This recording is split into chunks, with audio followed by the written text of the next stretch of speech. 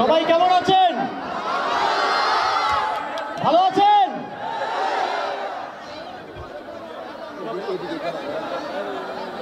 অনেক রক্তপাত, হাজারো শহীদ, সহস্র সহস্র আহতের রক্তের বিনিময়ে আজ আমরা দ্বিতীয় স্বাধীনতা অর্জন করেছি। আমরা স্বাধীনভাবে কথা বলতে পারছি, আমরা সমালোচনা করতে পারছি, আমরা দাবি করতে পারছি, আমরা দেশটাকে নিজের হিসেবে অনুভব করতে পারছি। যে শহীদদের আত্মত্যাগের বিনিময়ে আজ এই বাংলাদেশ গড়ার স্বপ্ন আমরা দেখছি। তারা রক্ত দিয়ে যে ঋণ আমাদের উপরে চাপিয়ে দিয়ে গেছেন, সেই ঋণ পরিশোধ করার জন্য আমাদের সবাইকে ঐক্যবদ্ধ থেকে একসাথে কাজ করে যেতে হবে। আমি আজন্ম মৃত্যু পর্যন্ত সেই শহীদদের, আহতদের রক্তের ঋণ শোধ করার জন্য, বাংলাদেশকে সঠিক পথে রাখার জন্য কাজ করব এবং সেই পথে আপনাদের সমর্থন প্রত্যাশা করি।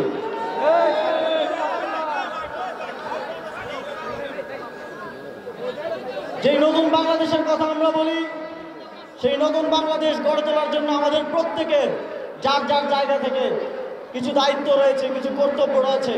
আমরা যদি সবাই যার যার দায়িত্ব ঠিকভাবে পালন করি, তাহলে এই স্বপ্ন একদিন বাস্তবায়ন হবে ইনশাআল্লাহ।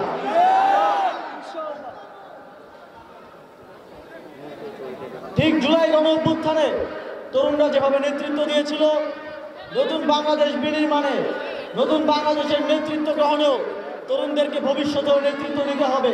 আপনাদের সকলকে যার যার জায়গা থেকে নিজেকে প্রস্তুত করতে হবে ভবিষ্যৎ বাংলাদেশের প্রত্যেকটি সেক্টরে নেতৃত্ব গ্রহণ করার দায়িত্ব গ্রহণ করার জন্য।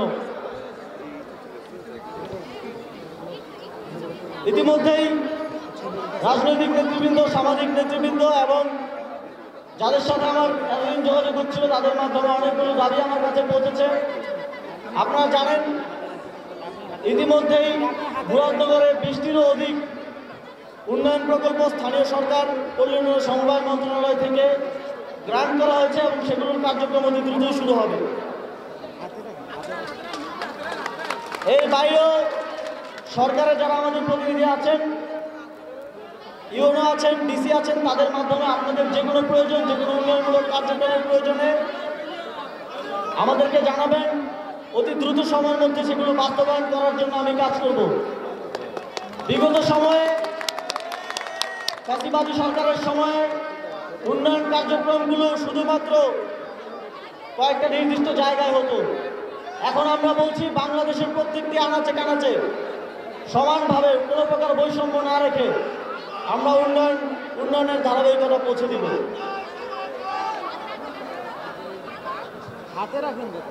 মুরাদনগরের খেলাধুলার দিক থেকে যে মিনি স্টেডিয়াম আছে, সেটার সংস্কারের কার্যক্রম ইতিমধ্যেই আমরা গ্রান্ট করেছি, খুব দ্রুতই সেটা শুরু হবে, আপনারা দেখতে পাবেন।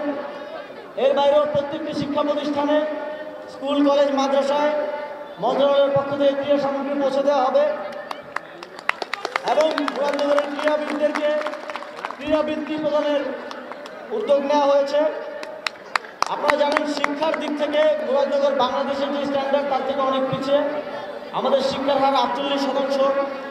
সেটা উন্নীতকরণের জন্য আমি শিক্ষা মন্ত্রণালয়ের সাথে কথা বলবো।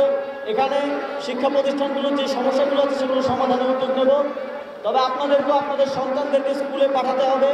মুরাদনগরের এই শিক্ষার হার আগামী 10 বছরের মধ্যে আমরা 100% দেখতে চাই। চিকিৎসা ব্যবস্থা সহ আরও সকল ধরনের নাগরিক সেবার দিক থেকে মুরাদনগর যে যে জায়গাগুলোতে পিছিয়ে আছে, সেখানে কনসার্ন মিনিস্ট্রিগুলোর সাথে, উপদেষ্টাদের সাথে কথা বলে সেখানে দ্রুত পরিবর্তন, দৃশ্যমান পরিবর্তন আনার জন্য আমরা কাজ করব।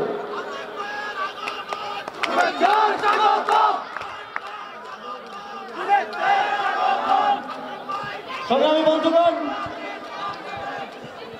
মুরাদনগর আপনাদের প্রতিনিধিরা আমাকে অনেক আগে এই সংগঠনের কথা বলেছে, কিন্তু আপনারা জানেন রাষ্ট্রীয় অনেক সংকট, অনেক দায়িত্বের কারণে সময় দিতে পারেনি। তবে আজকে আপনাদের মধ্যে এসে আপনাদের ভালোবাসা দেখে আমি অত্যন্ত আপ্লুত হয়েছি এবং আমার মধ্যে একটা আকাঙ্ক্ষা তৈরি হয়েছে, শুধু এই সরকারের দায়িত্বে থাকা অবস্থায় নয়, ভবিষ্যতেও যতদিন দেশের জন্য কাজ করব, আপনাদের একজন প্রতিনিধি হয়ে, আপনাদের একজন হয়ে যেন আমি কাজ করে যেতে পারি, সেজন্য আপনারাও আমাকে সমর্থন করবেন এবং সহযোগিতা করবেন।